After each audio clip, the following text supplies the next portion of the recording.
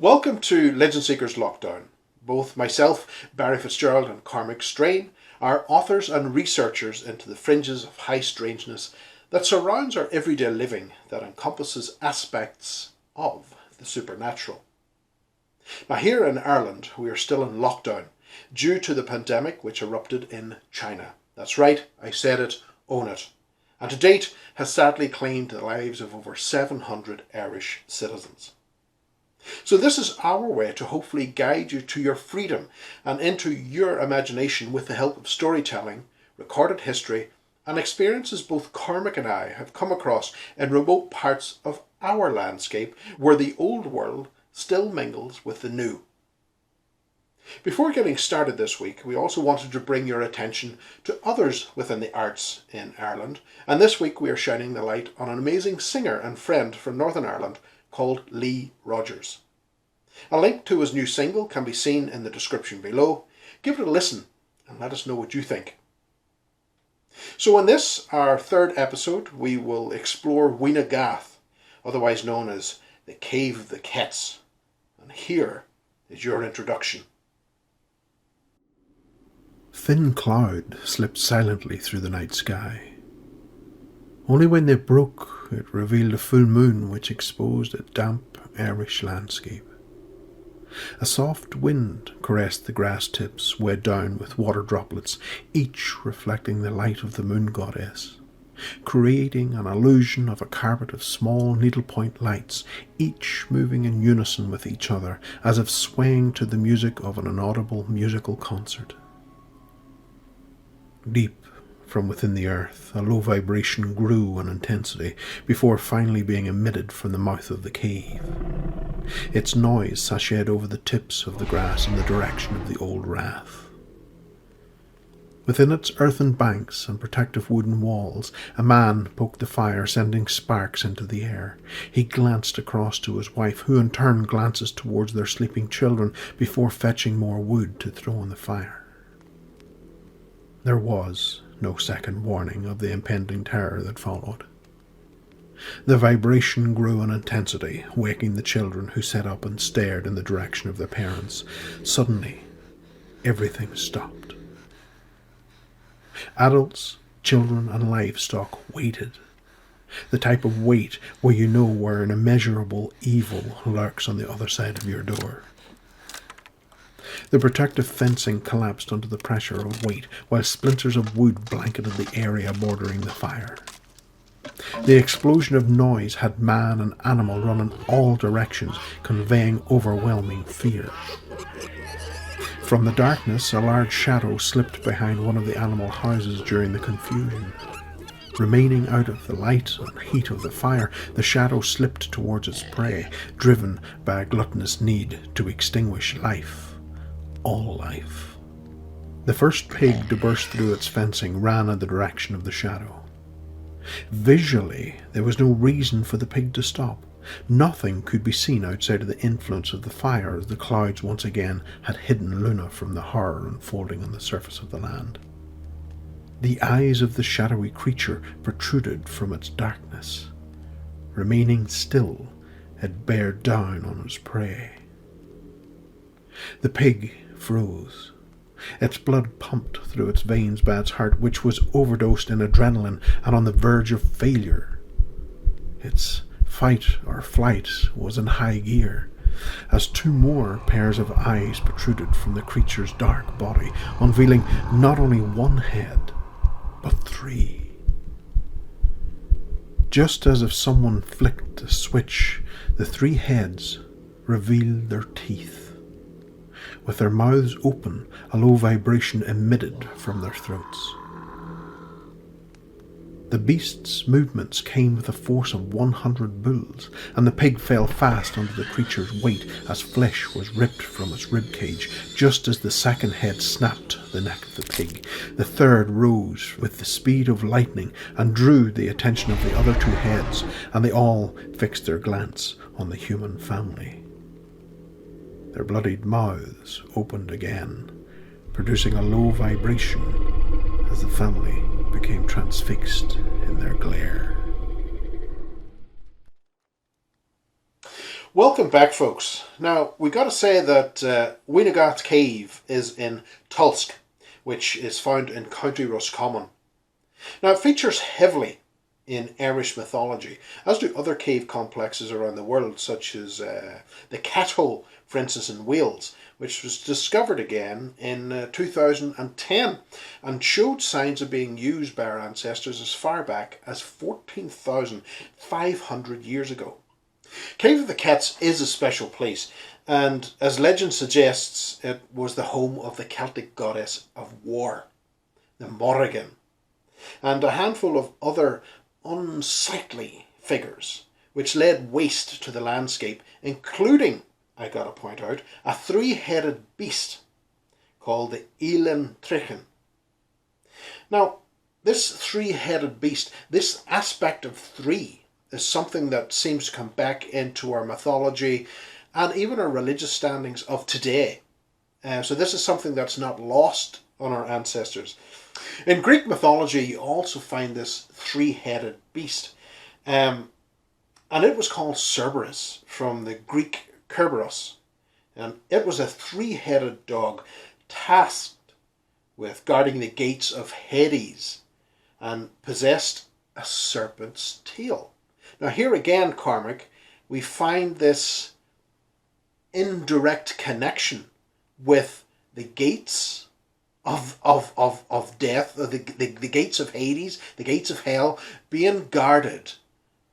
And somewhere around there's always this blasted connection with serpents. And here again we find it, especially with the Greeks, that this dog, this three-headed dog, had the tail of a serpent. Yeah. Oh, it absolutely does. And you know what? It gets more bizarre because Cerberus's mother, according to Greek legend, was half woman, half serpent, who also lived in There we go again. who also lived in a cave and ate humans raw. How uncivilized of this beast to be eating us raw. Doesn't she know that we carry germs? But then we do eat sushi. Well, we do. Now, a similar feature of this serpentine connection and the underworld is also seen in India, where also we find certain nagas, deities who live in the underworld, are half human and half serpent. Now, these nagas also abduct people and are said to consume human flesh. But to get back to Weenagath, again, we're finding this unusual connection, which seems to bring us back to these gates to the world of the dead and entities guarding these doorways to stop the living from straying into those doorways. It really forces us to really look at these. You know, the old stories from England and things like that speak of these monster dogs, these black dogs with red shining eyes that create fear in people so that they turn and run the other way. What if it's possible that the dog itself, well, let's face it, we have really brought the essence of the dog into our homes. It's our companion now, Max. It's our companion now within the modern day. Why would the symbol of a dog be seen as anything else but a protector? And maybe it's quite possible that the symbol of the dog is actually protecting us from slipping into these doorways. Is to keep us away from them. Yeah. Because it wasn't the wolf that was being links very seen. much so as well to Saint's Island.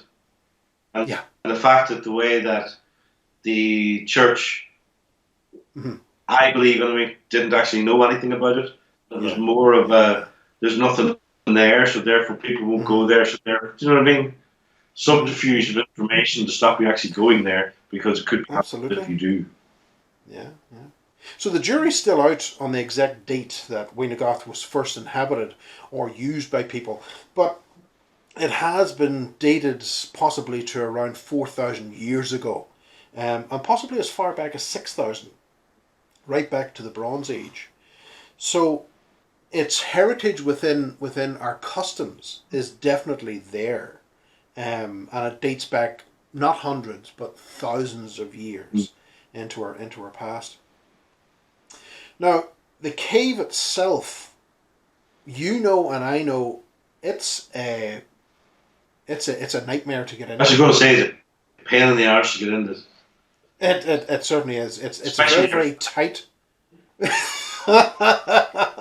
It's very tight to get down into, and not only that, but it is exceptionally mucky and damp.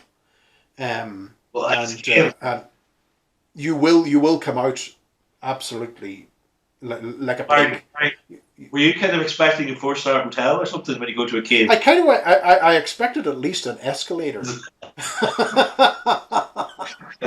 was A mad, Stone wasn't Age it? escalator. Like there's dark and I can't see anything in front of me. Yeah. Dark. But Going you know, down. as we descend down into this cave, there's a stonework over our head with ancient Ogham writing on it. Now, the Ogham writing itself dates back to around the 4th and 6th centuries AD.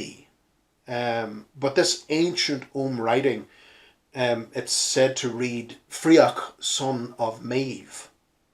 And that's on the entranceway down into this subterranean world. And the cave's only 37 meters long. It's not a long cave, and that in itself is because of a cave-in that happened sometime in its past. And we're talking about within the last 200 years, there was a cave-in which blocked off the back end of the cave. So, in itself, it's safe to assume that the writing with the Ogham on it is a modern entrance in the respect of the 4th or 6th centuries. There was an older entrance in which you get into those caves, but it's long gone. So this newer entrance replaces it, which was possibly around the same time that they carved Freoch, son of Maeve, onto that. Now, Gabriel Beringer first recorded a local folklore tale in 1779, which really established Weenagath into the folklore. And it tells of a woman who was pulled through the cave at Rathcruachan, where we find Weenagath, Cave of the Cats, and while leading a calf by the tail, it emerged at the caves of Kesh on the Roscommon and Sligo border. Now, for anyone who doesn't know about the caves of Kesh, they themselves are very, very unusual, because it was there several years ago that in a straight cave of 30 feet, I lost my friend and his son for 45 minutes. And we went into the cave on both sides, and that was it. No more contact. He couldn't hear me shouting. He couldn't see flashlights. I couldn't see his flashlight. I couldn't see him. When I was calling his cell phone, the cell phones were not connecting. I was going continually back in and out of the caves, up onto the top of the mountain to look down to see had he come out of the cave and went somewhere else. No, there was nothing of this guy and his son. It got to a stage, Corrigan, and all joking aside, I thought to myself, dear God, has he actually gone through one of these doorways with his son? And the worst, I was thinking the worst, because this was a straight cave of 30 feet. It should not have happened, yet it did. And I was coming out, and I was on the verge of calling his wife, who was with my wife back at the house, and telling her, I have lost your husband and your son. Oh. I was on the verge of making that call. When I turned the corner, and there the son was sitting playing a little video game. And I said to him, where the hell were you? And he says, what do you mean, where were we? Where were you? They were looking for me. I was looking for them. In 30 feet of a cave, we couldn't find each other. So that is Kesh Caves. A very, very unusual place. And still a place that these deities of the underworld are still acknowledged in some parts of the caverns. So it's a very strange place. And I definitely give it its respect. But it seems that the old legends would state that there was a connection between Winagath and the Kesh Caves, which were miles apart. Mm. That in itself could be just story. We just don't know. Mm. So in 1864, Samuel Ferguson, he gave the first written description of the external monument, described as the remains of a tulmus. Now, this is where it gets very interesting from our standpoint, because a tulmus is a mound. And it was about 20 yards in diameter. Now, he went on to explain to his readers that there were traces of several internments about the margin around the margin of the tulmus, and one nearly perfect spherical cyst exists at the site. Now, a cyst, for people listening at home, is a Stone Age burial crypt. It's a small box, stone box with a stone lid. And what tended to happen is that the remains were burned. They were put into a ceramic pot, and they were put into the cyst, and then they were buried.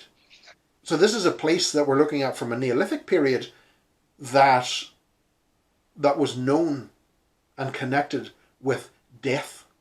Mm. Now here again we are at a door. We're at a doorway and we've got death.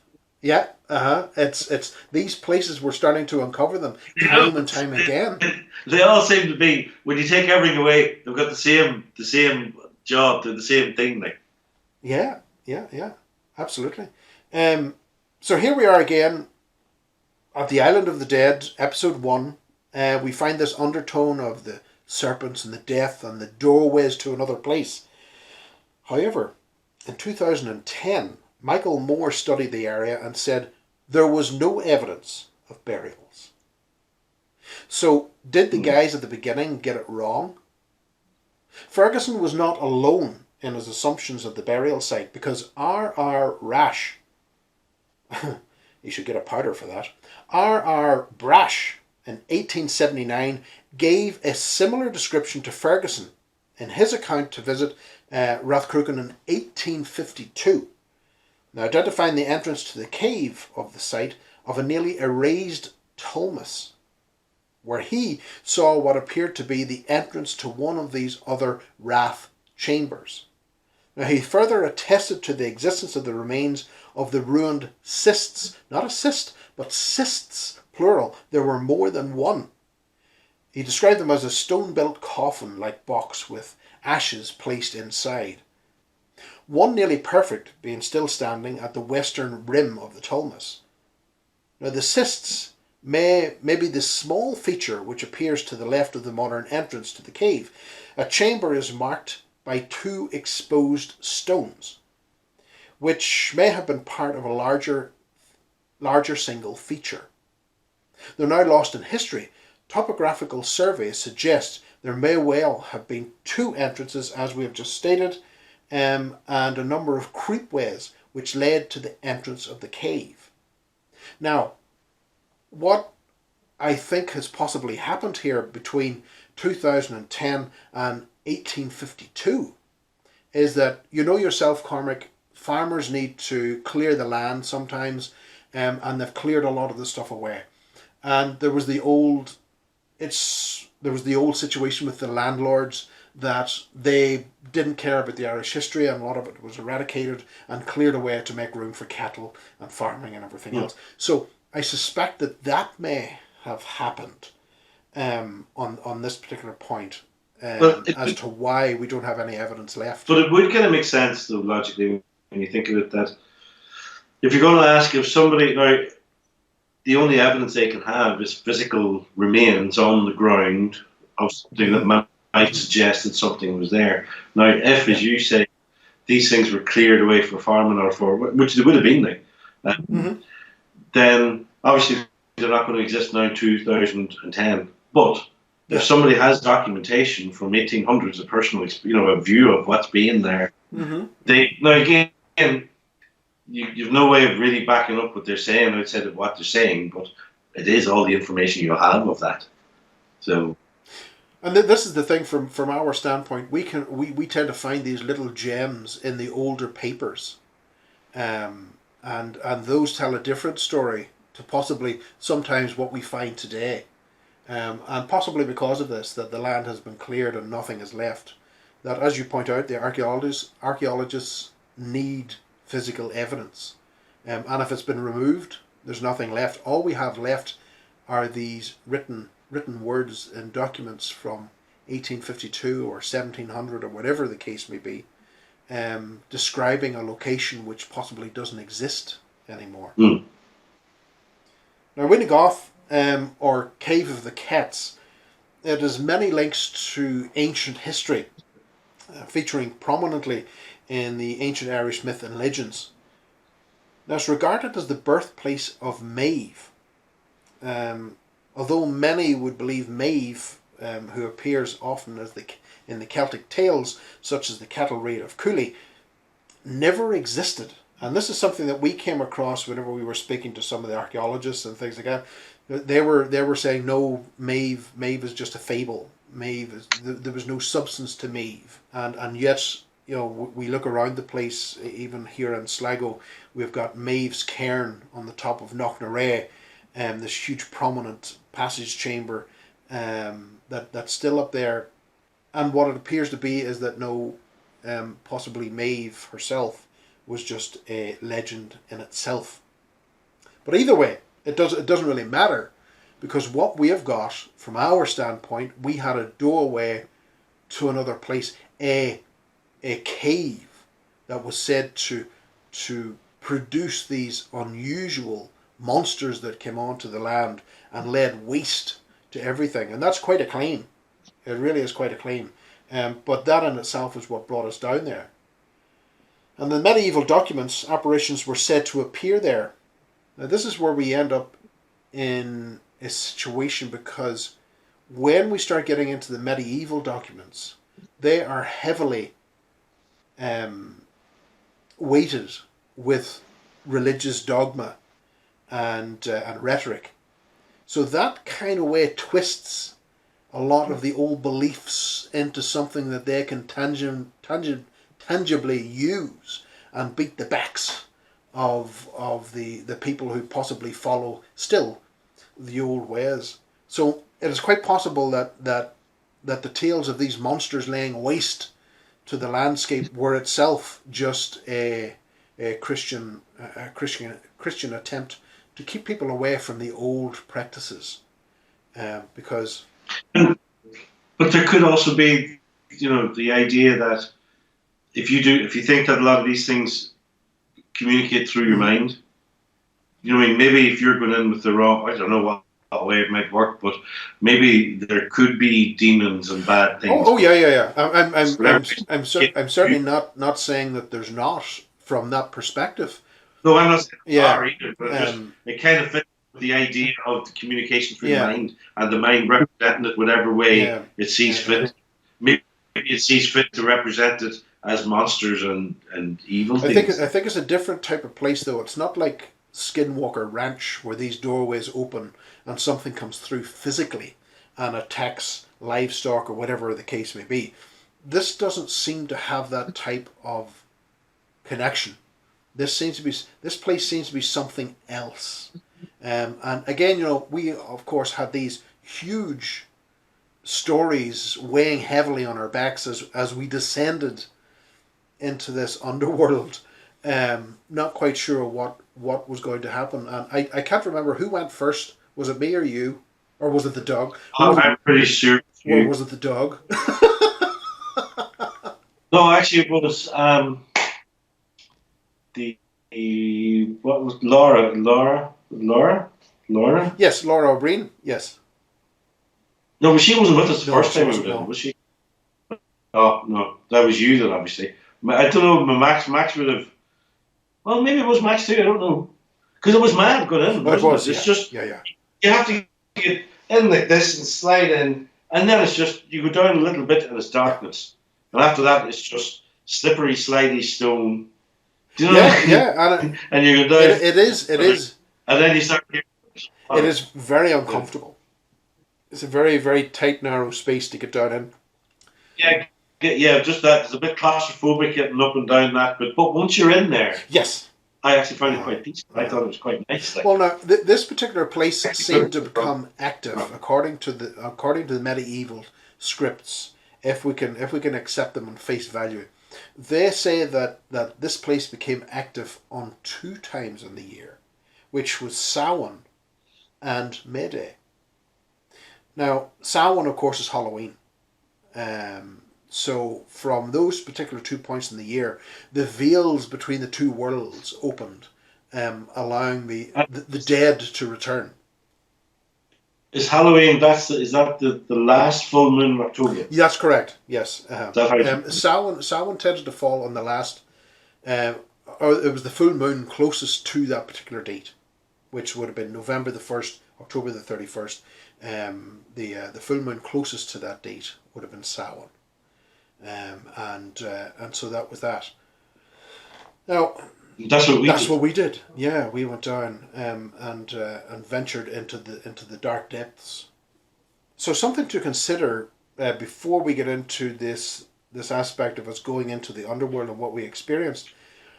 It's the idea of acoustical archaeology, and that's where we're now starting to understand the positioning of these stones, these underground chambers, and how they resonate from an archaeological standpoint. And part of that we saw in a series of, I suppose, introductions using Iron Age trumpets, which were reconstructed in that style, and they were disassembled and brought down into the chamber and reassembled. And when the people this was in the cave, yeah, and when they reassembled the horns inside the cave, and they went for this, there's this very, very, very deep, almost infrasonic tone. It seems that the atmosphere in the cave suddenly changed, and that's the secrets to these places, is the acoustical resonance within a lot of the chambers. Now, what was interesting from our standpoint is that one of the specialists that was telling us about the history of the location and the archaeology and everything else, he said, look, I can remember him distinctly saying to me, look, I don't believe in any of this woo-woo stuff. He said, but I was down there when they started to play these Iron Age trumpets. And he said, I saw something. And that in itself made me sit up and pay attention and say, well, what do you mean you saw something? A non-believer sees something? What's happening here? And he went on to describe, he says, Barry, it wasn't the case of seeing this person who suddenly appeared in front of me. He says, what really scared me was that this person could see me.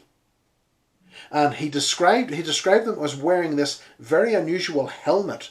And he says, Barry, I can tell you now, that helmet was not a design that's found in Ireland. This is coming from somewhere else. He described the helmet, but he also described the piercingly green eyes of the person that was looking at him. And that unnerved him greatly. And I think to this day he's still perplexed over this whole thing as to really what it was and how did it happen. And really it comes down to, I think, is the acoustics within these certain places, these places of worship, these places of sacrifice and everything else. I think they were very special places which were activated in part by acoustics. So I think maybe we should get you down there with the drum kit the next time, and we'll try that. Full band practice. That'd be nice and cool. Yeah, don't get me in the violin. It'd be awful. You try the amp now. But yes, and we like kind of experience me and you had in there it kind of suggests that same idea. It's, you know what I mean? Like a kind of except I'd even go a stage further, rather than just something being a frequency, I think in that particular cave, well, I don't know. Well, wait till we get there and we'll talk about it then. I think of that experience of there. It's like the cave is interacting with you. Almost, You know what I mean? yeah, almost, yeah. So it's not a one-way thing. Definitely. It's a two-way thing. You're communicating, but the cave or whatever it represents is communicating back to you. Yeah. You know. But yes, it's a bit early for that. Now, as we did say, This time of day, drinking me beer, talking about that, you know. This we did hint at this earlier in that you have to have a certain agility to be able to get into this cave, and preferably feet first to descend down in. Which in itself is scary. It is. Because what's stopping you going? Yeah. You just don't know what's down there. It's your first time. What is down there? And I think from our standpoint, when we decided to go at Halloween, we weren't quite sure what to expect. Was there going to be a 3-head? We weren't quite sure what to expect there, but we did. Or park or anything else. It was a strange night because I can remember driving down the road, in fact, and the heavy rains that was beating us all day had suddenly cleared, and there was just this full moon in the sky. Luna was piercing down and just seemed to guide us the entire way down to Tulsk, which in itself was quite unnerving. But getting into the cave, descending down feet first, down into this cave, you're not quite sure what to expect. And you sharply turn left and start descending down these stone walls and floor, which is it's certainly not even. There's huge stones everywhere that you're trying to get over, and they're wet and covered in muck and everything else. And we were using red lights to go into the cave, and the reason that we were wearing red lights is because it doesn't affect your night vision as much as white lights. If you switch on a red light during a paranormal investigation or something like that, it can take up to 5 minutes for your eyes to readjust. Whereas a white light, it can take up to 15 minutes for your eyes to adjust back to the darkness. So the red light is very good, but there are side effects to the red one as well, in that it can promote activity, which is something you need to be very careful of as well. Now, getting to the cave floor, we finally got to the cave floor. And this is something, Cormac, looking back on the photographs, I never noticed until recently, until I was about to record this. The inside of the cave resembles part of the king's chamber in the Great Pyramid at Giza. And I'll put the two photographs up so that the people can see it. It's just the way that the sides are carved. Very, very odd. You know, the moment that I saw the photograph of you standing in the cave, I said, "Wait a minute, that looks like Giza." And I was an Egypt. So it was got a Ryanair flight. It was quite bizarre to see that. But I'll put the photographs up to let folks see it for themselves. Now, the temperatures inside the cave is very hospitable, if not a tad damp. I thought it was actually really nice, temperature-wise. Yeah. And I think that it's pretty much the same all year round. When you're in there in the darkness, you literally can't, once you switch off the light, you can't see the hand in front of your face. I could do this, and there was nothing. I couldn't get a hint. You know what I actually did, and it was a very strange experience because I wasn't expecting it whatsoever. I slapped myself around the head really hard because I was right in front of myself like this, and I had no idea where my hand was until I hit myself. I fucking hit myself some slap. But yes, it was a good experiment. So if you're ever in a cave and it's really, really dark, try that, because you won't be able to do it again after, because you'll stop obviously before you hit yourself. There was something odd though that occurred. I remember noting it, but it never came back again, and it was the strange feeling of nausea that I got in the cave. Now, it may have just been the case of me actually having to do something to exercise to get down into the cave that didn't agree with me, But I remember distinctly the feeling of nausea, and it came in waves, and then finally But it passed. And what was more strange is that it seemed to be coming through the cave floor. That was really unusual. But again, it passed, so I never noted it again. I never made any passing remark on it. no, you didn't, because I was feeling that in there You were feeling it too? for most of the time. It was going, yeah, I swear to God. And it was, but I put it down to the claustrophobia of trying to get down, and then it being pitch dark, and it was only then, because it did kind of come and wait. I came, I suppose the whole time we were down there, oh, I don't know how long the period, but I do remember my memory of it is marred that I wasn't feeling great in Uh-huh. there Uh-huh. at the end of the day. But I had put it down to the just to getting used to it because it's really dark. Oh, it Like is. It it's is. It is really, brutally, really dark, and brutally all dark. you're hearing, you can't hear sound. You can hear dripping and stuff like, and You know, I, you I, know, I wonder about those kids that get stuck out there in the cave system out in Asia, and there was this huge, big global effort to try and get the kids back out again. It oh, must have been a nightmare yeah, for it was them. Must have flooded. been a nightmare for them to be inside that cave system for that length of time, being unaware of time or Yeah, the people beside you or anything. The only thing you're I left with know. is your own thoughts. But then again, I wonder, did they see anything? Why did they go down there? I'd say at least the first night, to be honest. Yeah, yeah. Well, they'd be glad to get out. That's for So sure. I wouldn't really be too worried. I would think I was hallucinating. Yeah, yeah, yeah. Now, we took up our positions anyway, inside this cave, and I was, I think I was standing near the center of the cave, and you were behind me about 2 meters back, and Yes. something happened then. Well, yes, and this is where I'm thinking. It's could the only I can't. You're in a pitch black cave. It is pitch, and I swear to God, I did slap myself pretty hard because I couldn't see my hand at all. Um, and yet, all of a sudden, what happened to me anyway was, and I don't really, the experience was happening, and I decided that I wasn't going to do anything.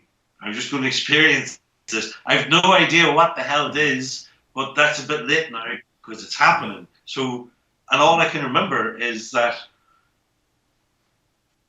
it was a bit like grey pulsate. It's like pulsating, and it was also almost hypnotic. And this is where I was talking about maybe there's some other communication happening where it's trying to entice you to get into whatever kind of vibe was going on or whatever. I don't know, right? But it's trying to put you into some form of a trance or to help you get into some form of trance because that's what it seemed to be. It seemed to be different variations of grey and it was Mm-hmm. pulsating. But we're in a pitch dark cave, like, do you know? So I know this is not really happening. But I didn't. And then I moved because then I was going, well, how do I know? Mm-hmm. How do I know this is just not my eyes? Like, And you know what I mean? So I did that eventually. that was But the thing is, I didn't say yeah, anything then and because I thought, sure, I'm with that professional called Barry Fitzgerald. If he had this experience, he wouldn't shout it out. No, he'd keep it all quiet and then say afterwards. So I said, right, I'm going to say nothing about that. yeah. But then what happened, Yeah. Barry? Well, then, as fate would have it, we actually ended up swapping positions, and you went to the middle of the cave, and I took up about 2 meters back, and everything was fine. There again, like you said, you were doing that. You couldn't see your hand. There was nothing to see. There were every now and again these little sparks of light that you couldn't be Yeah. sure if it was if But it was our eyes I've playing done a bit of tricks or research, whatever. so that they could be cave, they could be cave things though. I think there might be some. I don't know what, but I was looking them up because we were seeing red and blue Mm-hmm. lights and green lights, weren't we? Mm-hmm. I remember seeing them, and there was sparkles of them. Yeah. Sorry for So interrupting. There, I we, couldn't we help. weren't we weren't quite sure what was going on. Was it a trick of the light or what it was? So it was difficult to pinpoint those. But when we swapped positions and I went 2 meters back, I was standing there and suddenly I became aware of this grey undulating mist in front of me, and I wasn't getting a bad vibration from it. It didn't cause me to oh my god, I got to get out of here. It was nothing like that. It was actually, I suppose, in its own way, it was actually quite seductive.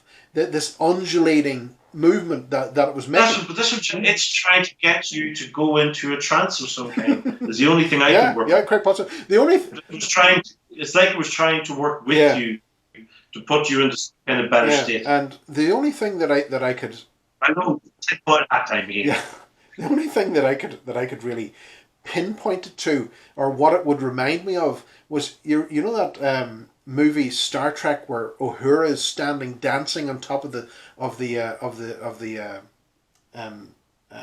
sandbank with these palm leaves, and she's doing this whole thing, dancing back and forth.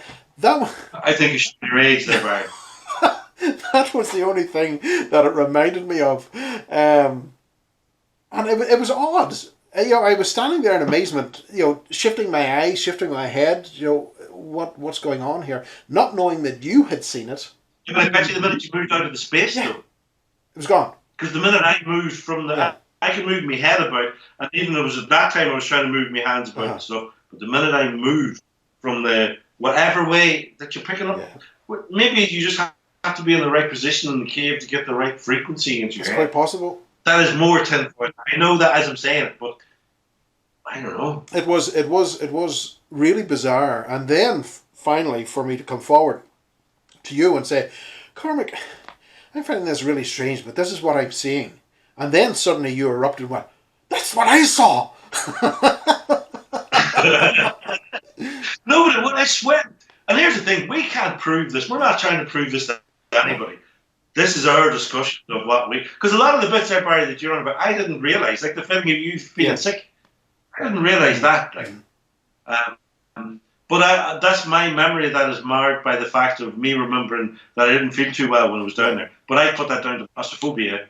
But once you're down there, I thought it was lovely. Yeah, and actually, really I've heard of a lot of well, I haven't really. I've just heard of one particular group that came across the big pond and stayed in Weinagoff and said it was the most frightening place that they've ever been to.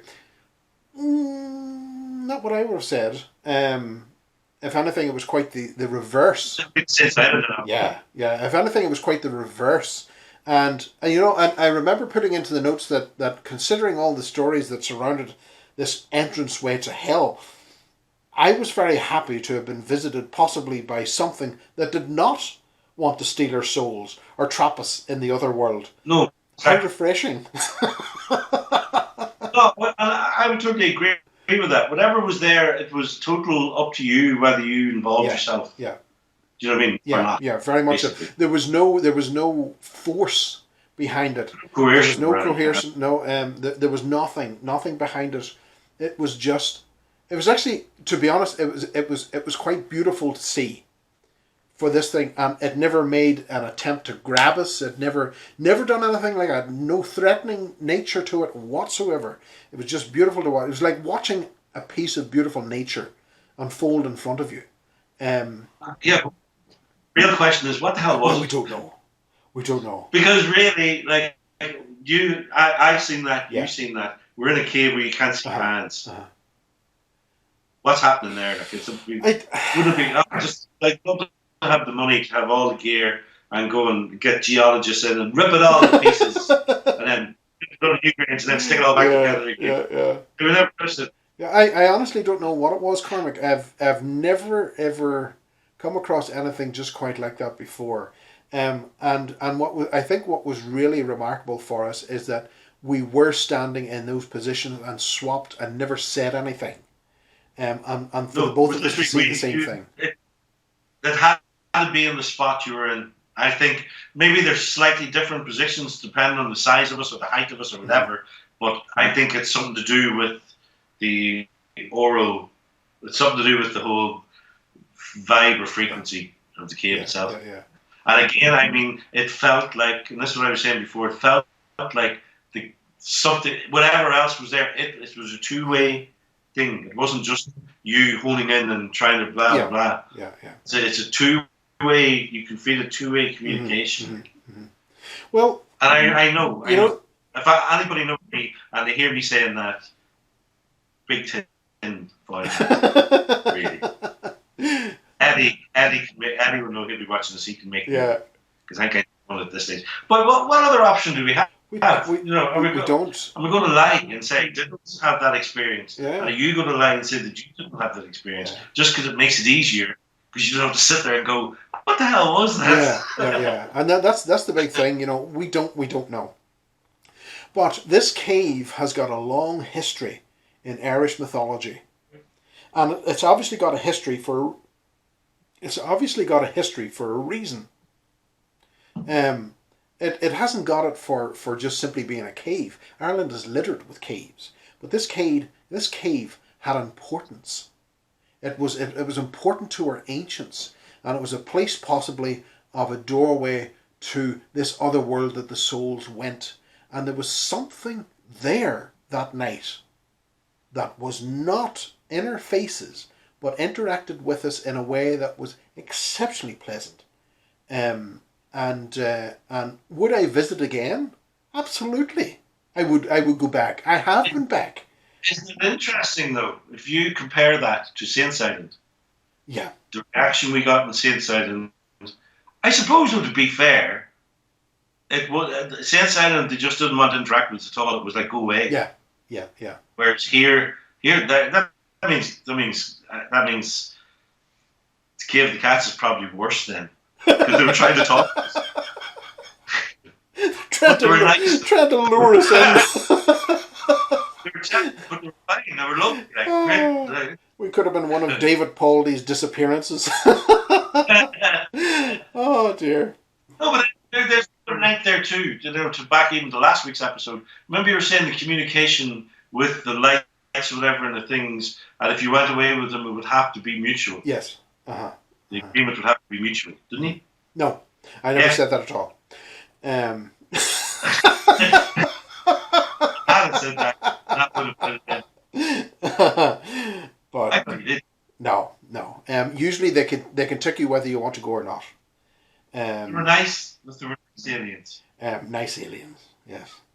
Never. You know the ones who are going to save us. Not murder. Oh well. Or strip all. And on that note, that brings us to the end of episode 3, folks. We left the cave, and again the rain was lashing on us, and we had to.